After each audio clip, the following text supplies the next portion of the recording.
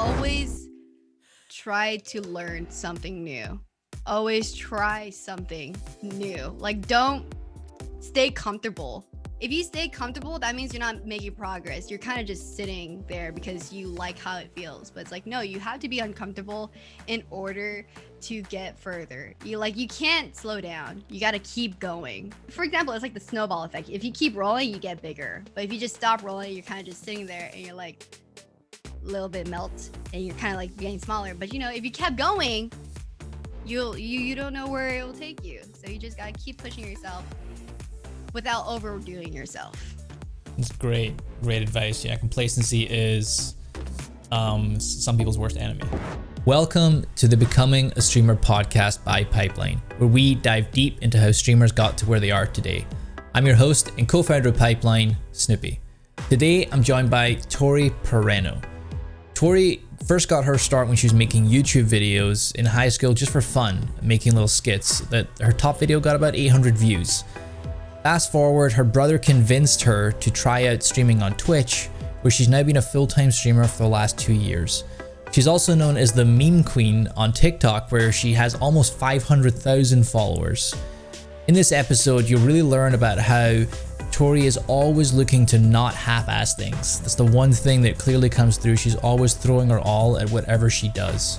If you like this episode, what I'm sure you will, then please make sure you share it with a friend. Let's dive in.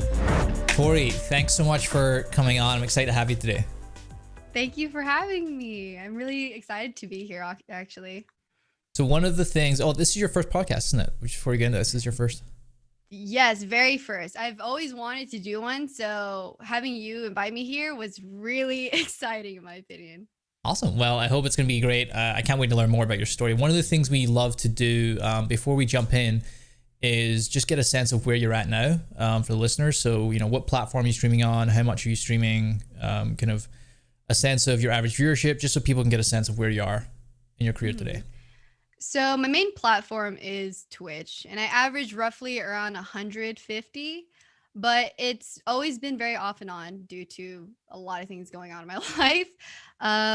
But yeah, no, I've been streaming for almost 4 years, but started streaming seriously 2 years ago, if that makes sense. When you say seriously, is that full time since 2 years or?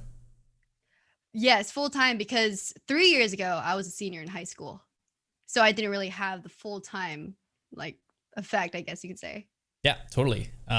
Still super young. It's amazing to see how much success you've gotten when you're so early on in your career. That's awesome. Thank you.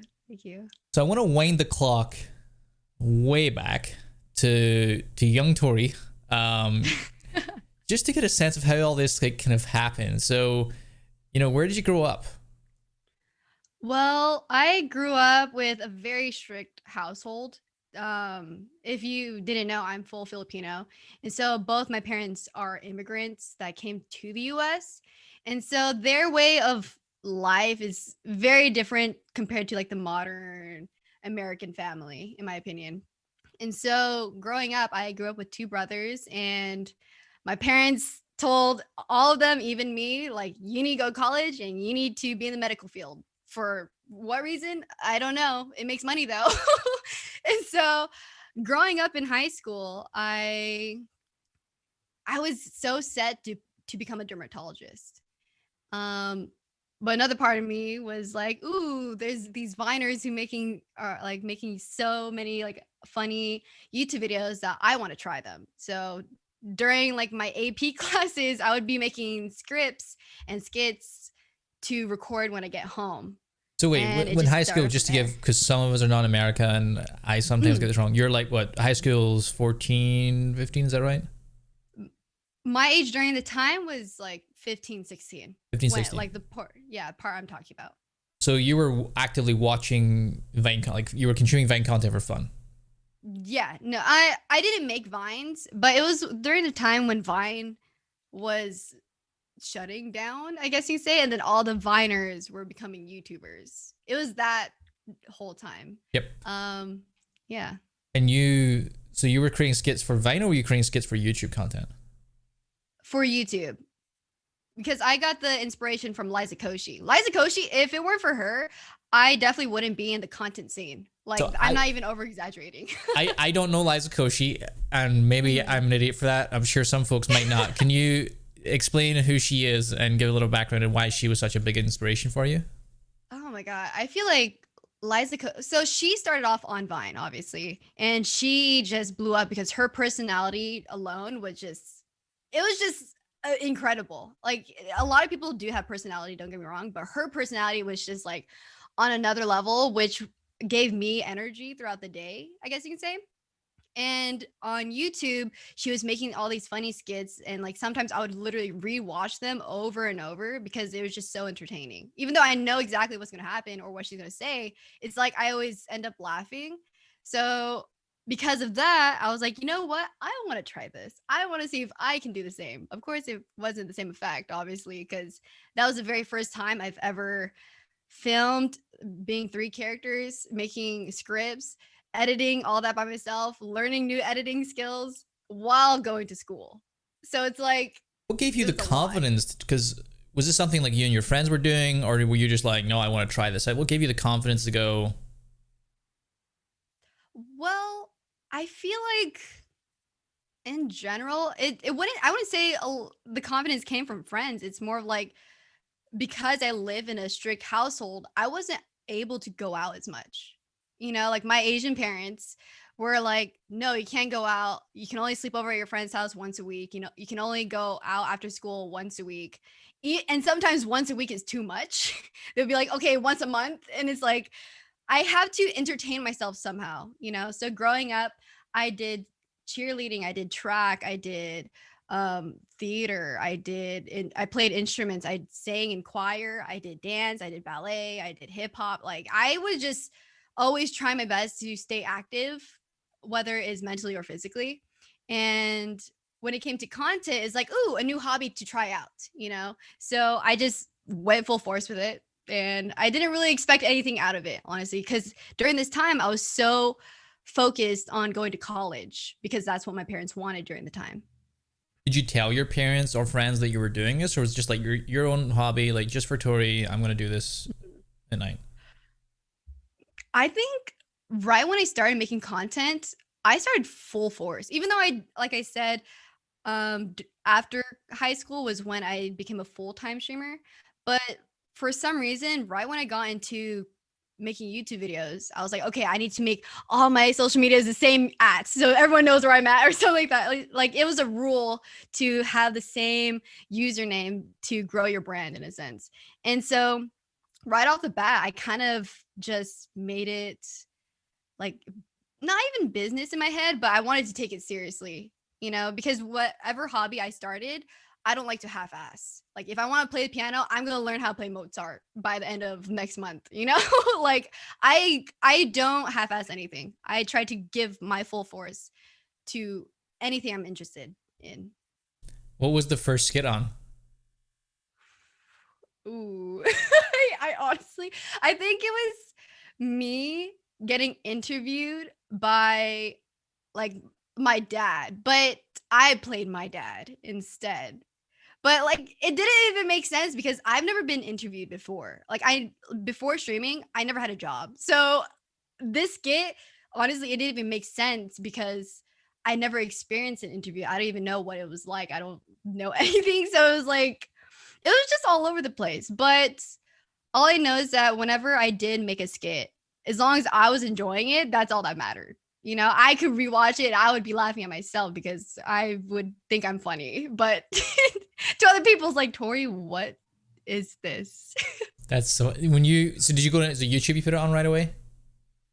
Wait, what was that? Was it on YouTube that you put it up the skit, or was it on? Yeah, but it was a long time ago. And Tori back then was like, oh, I want my content to be like quality. So I'm going to delete this and make better content. And so I'm kind of upset because I wish I can look back at it and see where I started off from because Twitch wasn't the place I started with. It was YouTube and kind of Instagram, but you know, like I just had it. When we talk about like starting, so you started on YouTube. That was your kind of first platform to create on. It was more skit Mhm. based. It was nothing to do with gaming at this point.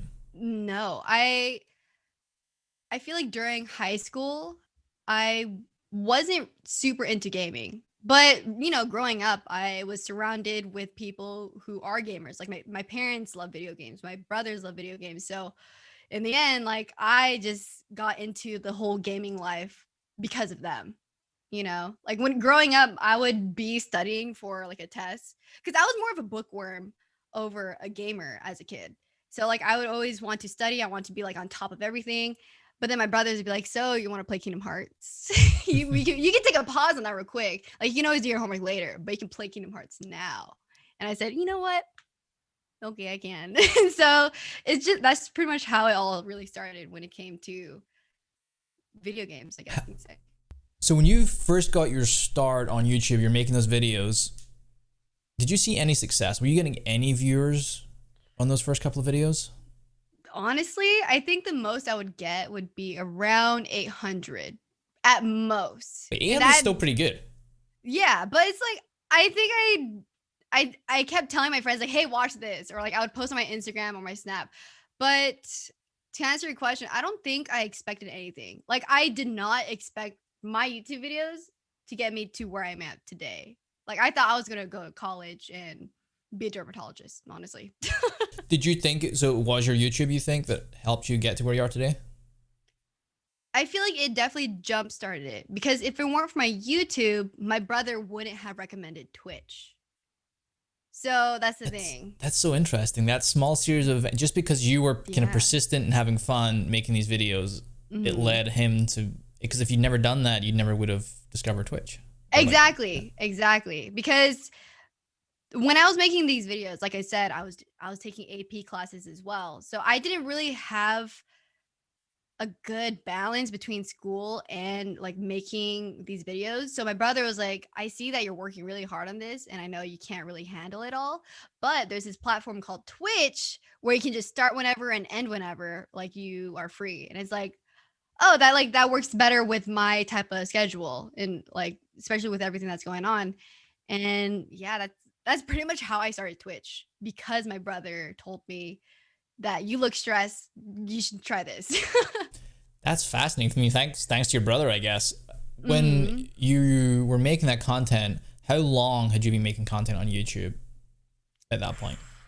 Only not even half a year, probably less. Like, and it wasn't And how even consistent consistent. were you? Like, how much were you uploading? I would say like 2 to 3 videos a month. It's not a lot at all. Yeah, it wasn't a lot actually. Like I said, I was in school. I was taking 3 AP classes, maybe 4, but that's why I wasn't able to make videos in the first place because right when I get home, it's 3 p.m. I could go do all the assignments and then hopefully finish at 2 a.m. and then go to sleep, wake up at 6 and just do that whole routine over again. So I think a lot of people can relate that are listening because, they, whether they're in school or whether they're having a 9 to 5 job, they're trying to do this on the side. How did you keep it up? Like, why didn't you throw in the towel? Because a lot of work. Well, I think it's that portion is because of my parents. Not because like they told me to do it, but it's more like growing up with my parents who immigrated from the Philippines to America, like slacking off wasn't really a good option to have. Like if my parents just saw me on the couch just on my phone, they would yell at me. Like back then, not now, but like they would tell me, "Why are you doing nothing? Like you can do something right now and you can just make the most out of your day instead of just you sitting on the couch just scrolling through Twitter or Instagram." And it's just like, "Okay, you know what? They're right. I might as well make the most out of like my high school years." And so I did it because I'd rather make videos instead of just sit down, Did they you see that know? as productive? Oh yeah, they didn't think of it as anything serious. They just saw like, "Oh, Tori's doing something with her time." Like they'd rather see me do something instead of do nothing. You know what I mean? So Totally. I've always had that mindset. How many followers or subscribers? So you're making this content, you're about 6 months in, you've got some presence on Snap, some presence on Instagram. hmm What was your like followership like across platforms at that point? I would like to say Instagram had 400 followers. Snap, I don't really look at that. I don't even know if you can check I've like not been on Snap anything. for years. Yeah, I don't think so. And YouTube, I was roughly around like 800 subs and then slowly going to 1,000. Okay. So I literally from nothing. I started these accounts and I just hope for the best. Cool. So your brother convinced you to do Twitch. You started Yeah. on Twitch. Did you have any expectations, or were you just like, oh, that's cool, it's another way to? Had you watched streams before? Valkyrie and Summit 1G were the first streamers I've ever watched. And I think Valkyrie definitely made the biggest impact when it came to me being a content creator or like starting off on Twitch at least. And did you have any like, oh, that I could be that one day? I could, like, if she can do that, I can do it. Did you No. think about that, or was it just like, oh, I want to start this? I literally didn't think of anything of it. So it's kind of weird because when I started on Twitch, like I said, I didn't want to half-ass it. So I actually wanted to try my best. But I think seeing Valkyrie being like who she is, and then a lot of people like, oh, Tori, like you are kind of like her. You're like a younger version of her, like a Is baby Valkyrie, Ray. is she Filipino, or she's like half Filipino or something? She's like 1/4 Filipino. Okay. Yeah. So yeah, I used to watch her all the time, and because Twitch was a lot easier to work with compared to YouTube during the time, I was able to stream a lot more. So it wasn't consistent. Again, like I said, I was in school and it wasn't really anything serious to me. But I think it started getting serious once I started reaching my senior year of high school. Cause that's when I was like, oh, I gotta go to college. I gotta figure out what I want to do with my life. I gotta like what major am I gonna do? What minor? Like da da da. And I was just all over the place. So when you started streaming, how many viewers were you getting? Because I'm guessing you're pulling from your Instagram, your YouTube a little bit, but how many viewers were you getting? I feel like on my first couple streams, it was averaging around 5 to 7, which Oh. isn't that bad in my opinion. Like just me starting off, I was telling people on Instagram and my family that I'm streaming, and like, but at the same time, like all of them didn't really take it seriously as much as I did. It's like I'm just streaming, like just join. You want to say hi, you know. And you were there for how long in that kind of 5 to 7 range? Like how long I was streaming, or No, in that viewership range, like how long were oh, you kind of averaging like 5, 7 concurrents every time? not that long. Because after a few more streams, probably like after a month, I was averaging 10 to 15. So it was growing pretty quickly for me, actually. Do you have any sense of why that was? Were you starting to become more consistent, or? I feel like it was because I tried my best to actually have a connection with my viewers. And the reason why is because, like I said earlier, I have parents who didn't let me go out as much. So streaming was my way of, in a sense, going out with friends. You know what I mean? So like since I wasn't able to hang out with my friends, go to the mall, I streamed and hung out with my friends by talking to them while I played video games, or I just like did IRL chat or something like that. I think it was called IRL. I think. Yeah, I think you're right. It was IRL. Yeah. What was your first big break? Big break, as in like what really let it go off. Yeah.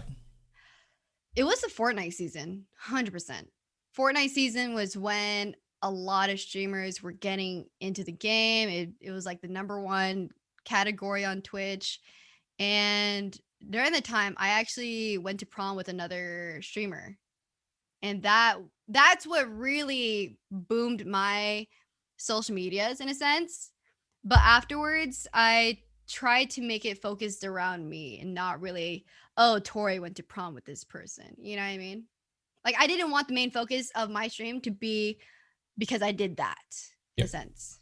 And how was that for you? Like, how have you managed to cultivate your own audience? Because I'm sure there's like a spike at the time, but how have you managed to, like, no, this is my community. I wanted to, be here for me. How did you approach that?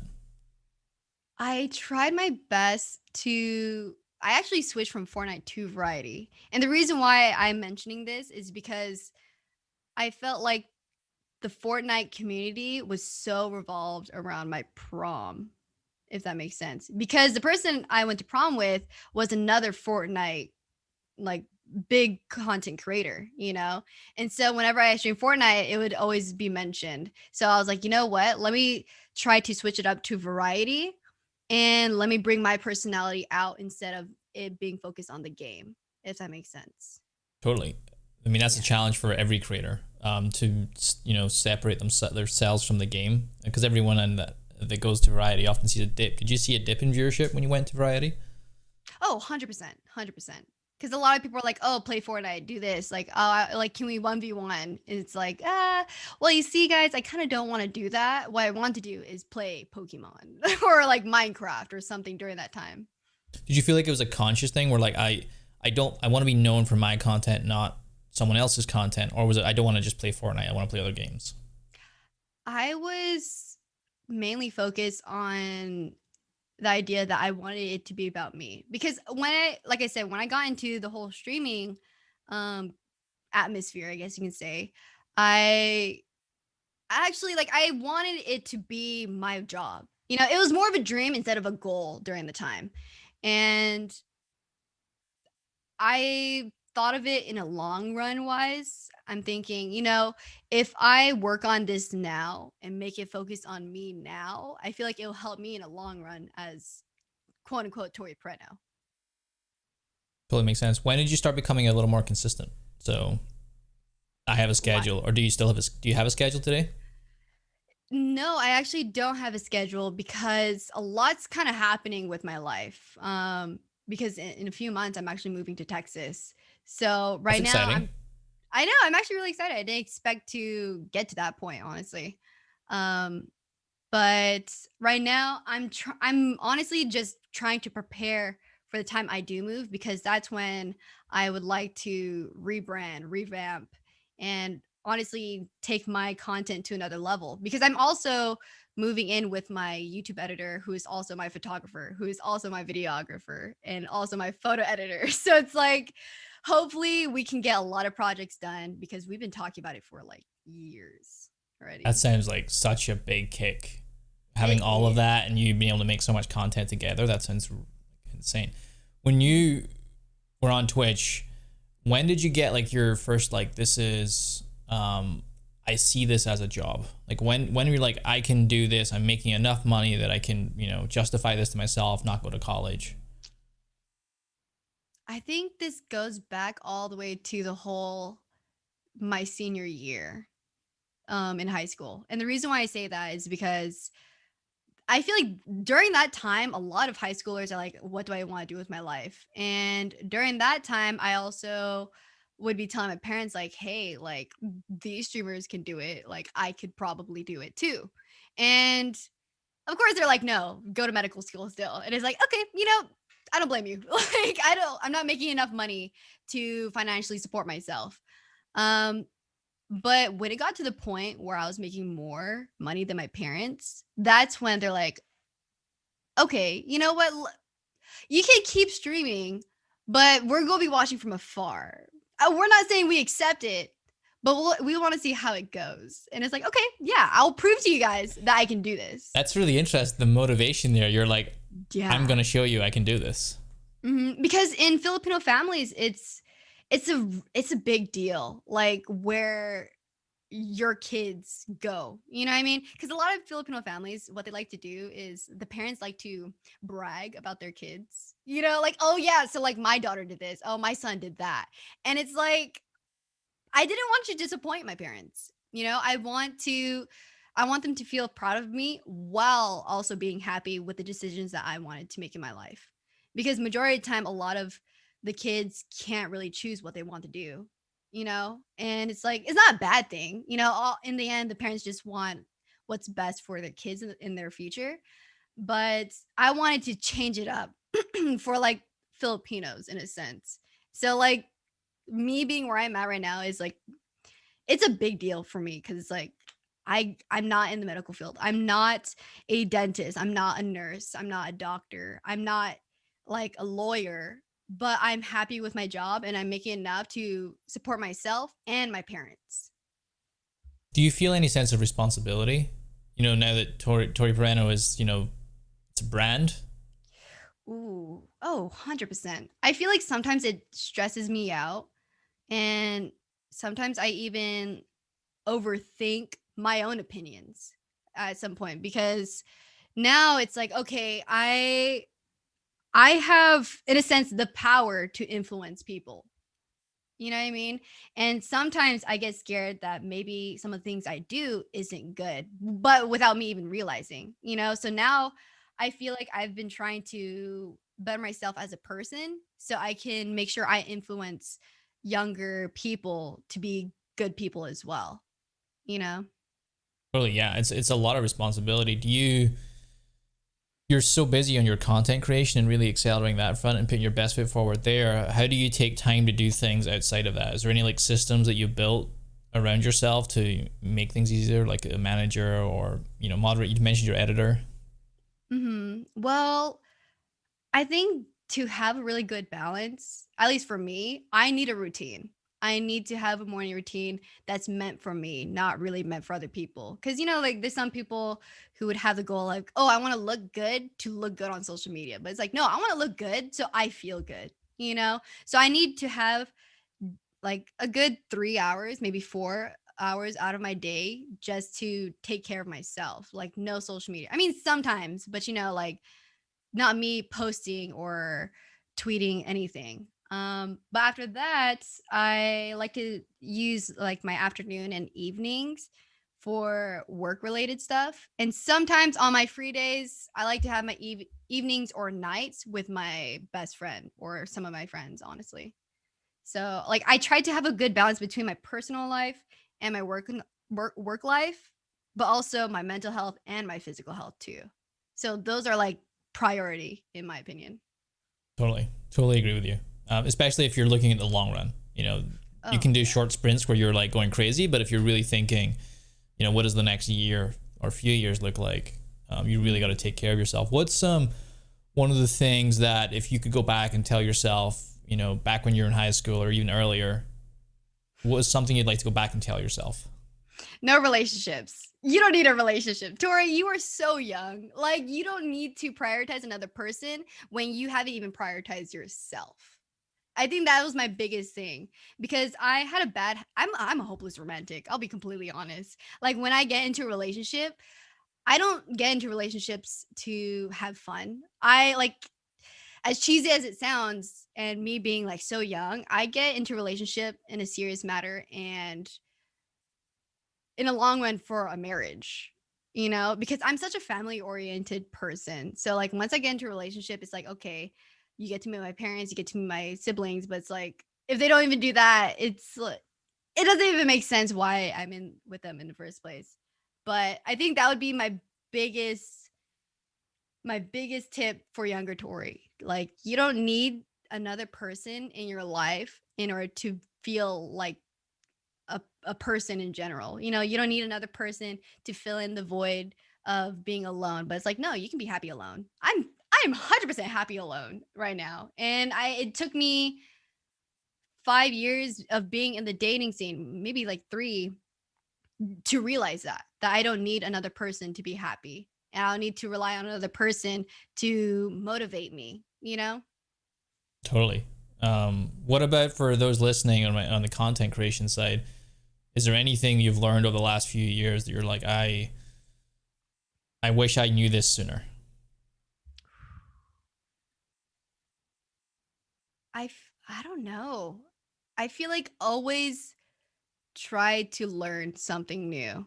Always try something new. Like don't stay comfortable. Like if you stay comfortable, that means you're not making progress. You're kind of just sitting there because you like how it feels. But it's like, no, you have to be uncomfortable in order to get further. You can't slow down. You got to keep going because if for example, it's like the snowball effect. If you keep rolling, you get bigger. But if you just stop rolling, you're kind of just sitting there and you're like a little bit melt and you're kind of like getting smaller. But if you kept going, you don't know where it will take you. So you just gotta keep pushing yourself without overdoing yourself. It's great advice. Yeah, complacency is some people's worst enemy. That they get so complacent. So Mhm. you mentioned a little bit about what's next for you. You're thinking of, or you are moving to Texas. Huge step up in terms of content opportunities there. What's next? What looks forward to the next few years for you? Honestly, I would like to hire a lot more people to get more projects done. Um, because almost all of my content creating career, I've always done things by myself. Even before my YouTube editor, I would edit my videos myself. I would take photos by myself, getting a remote and like press click to take the photo, you know? But I want to take it to another level where I have people who are professional at their work to work with me and hopefully like make it a full-time thing. Cuz I don't want to rely on myself doing all the work and half-assing it when I know I can invest into myself and into my brand to make so much more improvements. I think that's the biggest thing for me. Always finding more ways to improve. That's a great mentality. And then continue to Mhm. invest in yourself is what you're doing. Mhm. Yeah, like I don't know exactly where I will be because shoot, like 2 years ago, maybe yeah, 2 years ago, I literally graduated high school and I told my parents, "Can I be a full-time streamer?" They're like, "Yeah." And it's like, "Oh, I didn't even expect a yes," you know? And even like my parents, they even told me, "You don't even have to go to college because we know how much you are passionate about that." I didn't even expect them to say that. So me trying to figure out what's going to happen to me in 2 years, it's like I don't know because 2 years ago, I didn't even expect that. I didn't even expect Luminosity to reach out to me in the first place. So it's a lot of me just going with the flow, to be honest with you. Just try and find my On the way. train, on this wild ride. Cool. Well, Literally. it was great to have you on, Tori. If people are looking for you after this podcast, where can they go find you? They can find me on all my social medias, which are Tori Pareno. All of them the same thing. Awesome. Thanks, Tori. Thank you so much, Stephen.